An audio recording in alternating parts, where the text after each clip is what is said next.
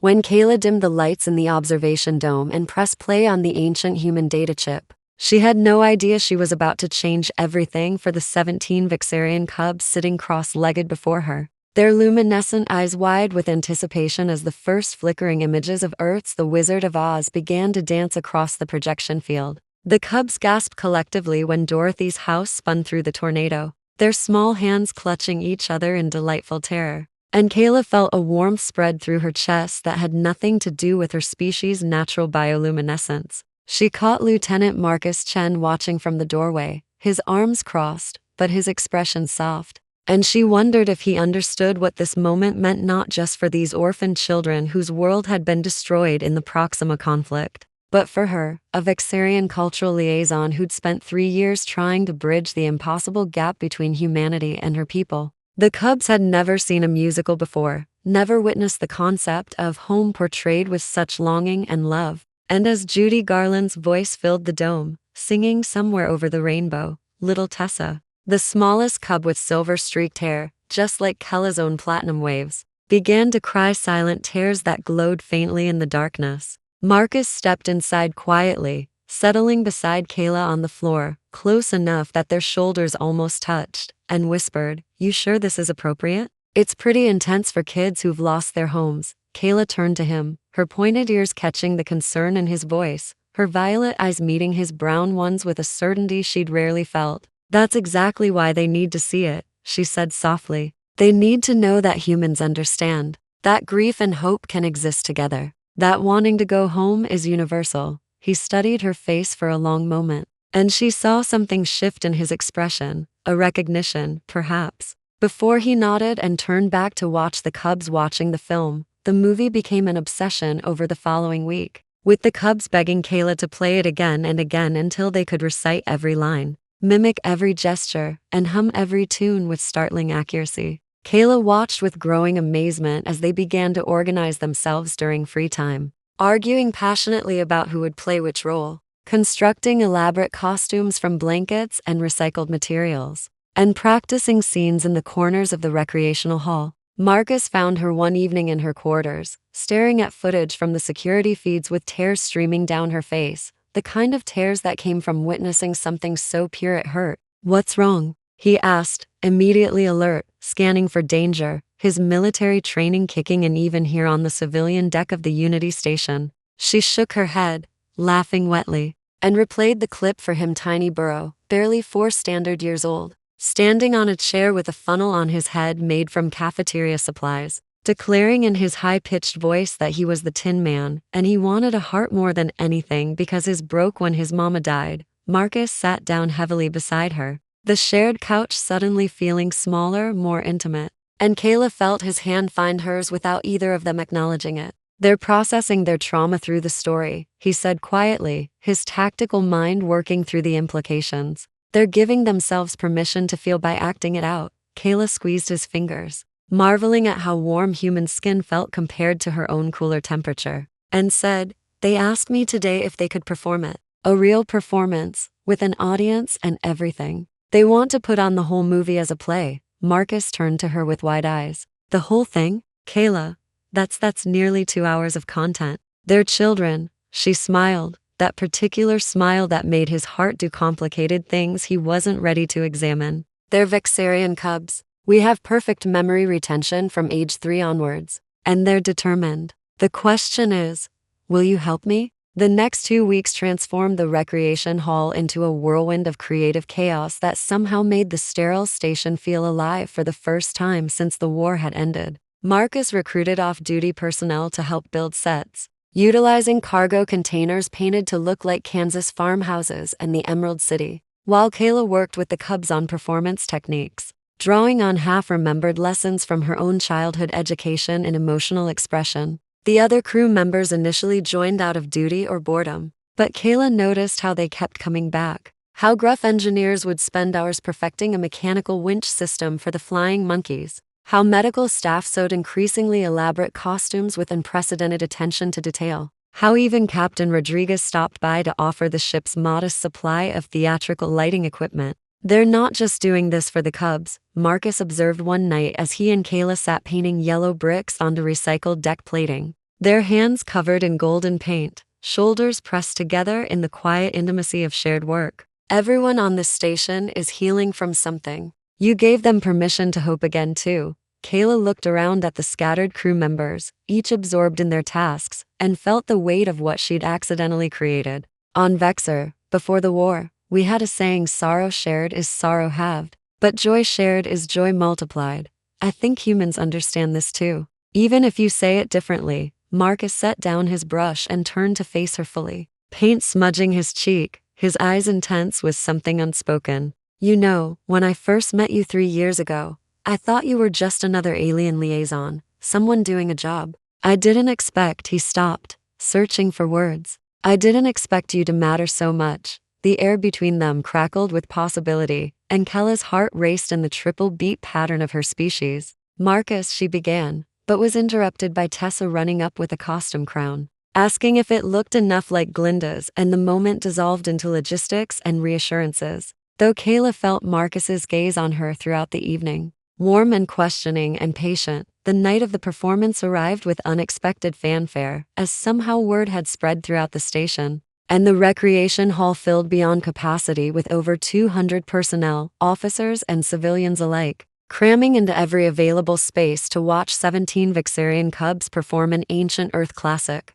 Kaela stood backstage, really just a sectioned-off area behind stacked cargo containers, trying to calm her own nerves while the cubs buzzed with excited energy, their natural bioluminescence flickering with their emotions like living mood rings. Marcus appeared beside her in his dress uniform, looking unfairly handsome, and handed her a small device. "What's this?" she asked, turning the data chip over in her palm. "I sent a message to Earth, to the Film Preservation Society. Told them what the cubs were doing. They sent back this. It's a message of encouragement and permission to perform the work. And something else you should watch after the show." His voice carried a weight that made her look up sharply, but his expression was deliberately neutral. "Marcus, what did you do?" He smiled mysteriously. "Just watch it later. Right now, we have a show to start." Captain Rodriguez stepped onto the makeshift stage to introduce the performance, her usually stern voice warm with genuine affection as she explained what the audience was about to witness.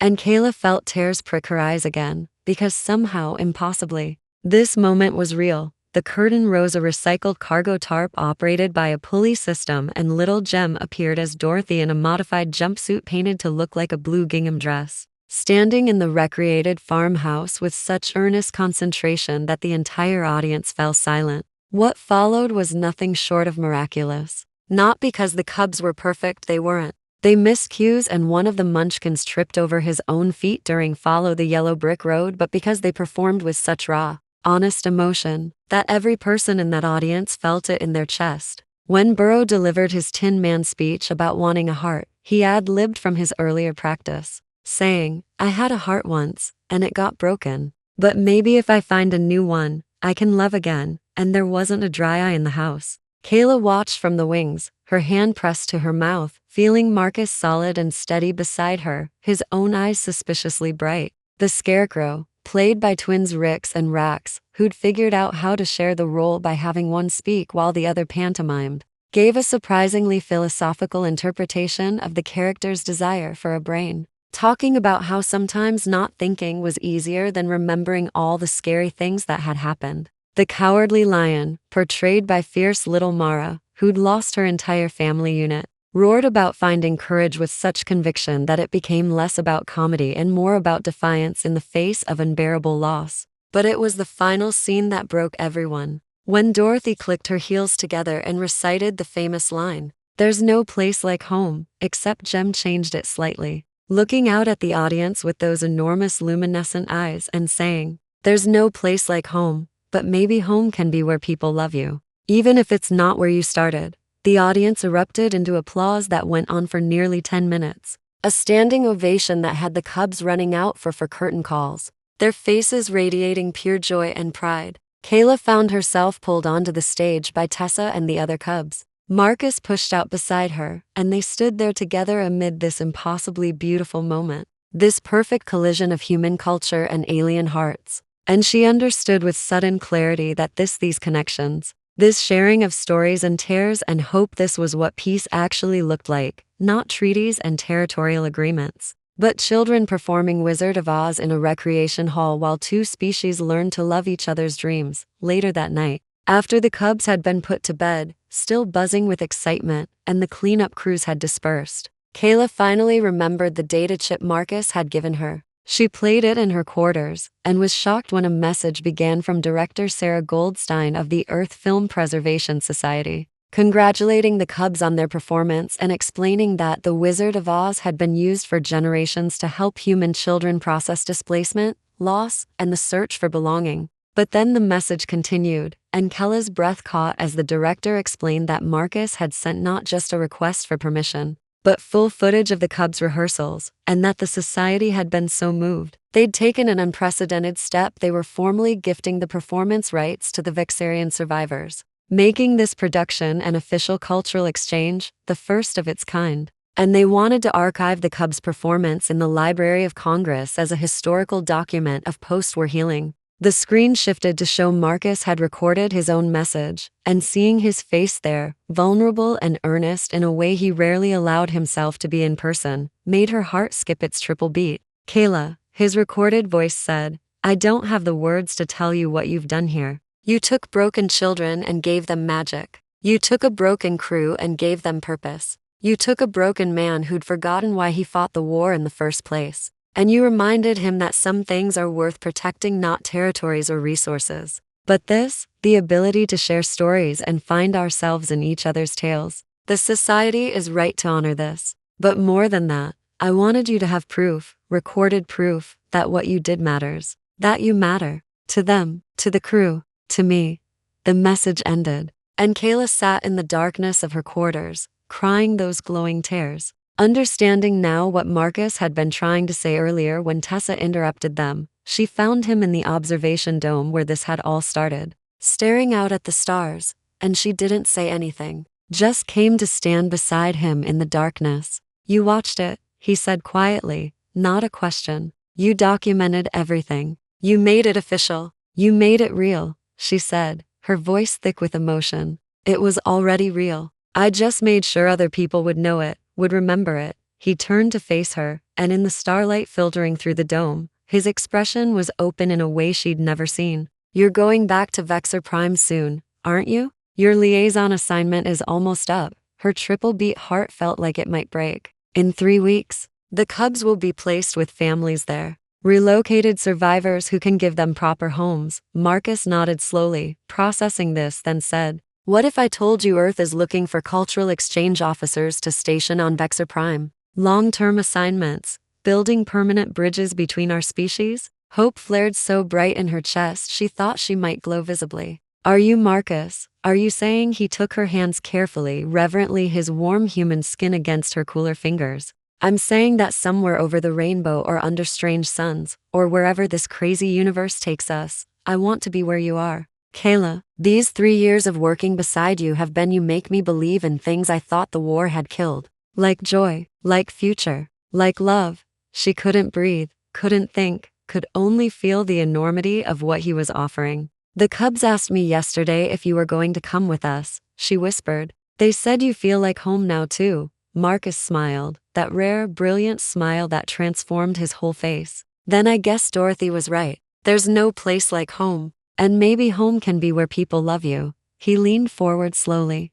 giving her time to pull away, but she met him halfway. And when their lips touched, it was gentle and sweet and tasted like new beginnings. 3 weeks later, Kaela stood on the transport ship bound for Vexar Prime, surrounded by 17 excited cubs and 1 human lieutenant who'd volunteered for permanent cultural exchange duty. And she thought about the strange journey that had brought them here. In her bag, she carried copies of 100 Earth films, approved for cultural sharing, ready to introduce to her healing world. In her heart, she carried the memory of a recreation hall full of laughter and tears, of children finding their voices through an old story about going home, of a crew learning that healing could look like painted yellow bricks and homemade costumes, and believing in magic again. Tessa tugged on her sleeve and asked, "Kaela, when we get to our new home, can we teach the other cubs about Earth movies? Can we show them what we learned?" Kaela looked at Marcus, who was already charming the other cubs with a story about a movie called Star Wars, and she smiled. Yes, little one, we'll share all the stories. That's what families do. And as the ship jumped to faster than light travel, leaving the Unity station behind, Kaela understood that the cubs hadn't just reenacted a movie in their mini theater, they'd performed the oldest human truth. The one that transcended species and stars and all the vast darkness between worlds, that stories bind us together, that sharing our pain and joy makes both bearable, and that sometimes the greatest magic is simply letting others see us as we are, and choosing to love anyway. Months later, when the first annual Vexar Earth Cultural Festival opened with those same 17 cubs performing The Wizard of Oz for an audience of thousands, both human and Vexarian, with Kaela and Marcus watching from the front row with hands intertwined and hearts full. The thunderous applause that echoed across species and space proved something the war had tried to destroy, but the children had rebuilt, that empathy is the most powerful force in the universe. And a single act of sharing beauty can echo across galaxies, changing everything. One performance, one story, one connection at a time. As the final curtain fell and Jem delivered that modified line once more, "There's no place like home. But maybe home can be where people love you," Kaela whispered to Marcus. "Thank you for believing in this. In them. In us." He squeezed her hand and whispered back, "Thank you for teaching me that sometimes the bravest thing we can do is let ourselves hope." And in that moment, surrounded by the sound of two species celebrating together, Kaela knew with absolute certainty that this was only the beginning. That those 17 cubs and one old Earth movie had started something that would ripple forward through time. A legacy not of war and division, but of connection and shared stories, and the revolutionary act of letting love bridge the impossible gaps between worlds.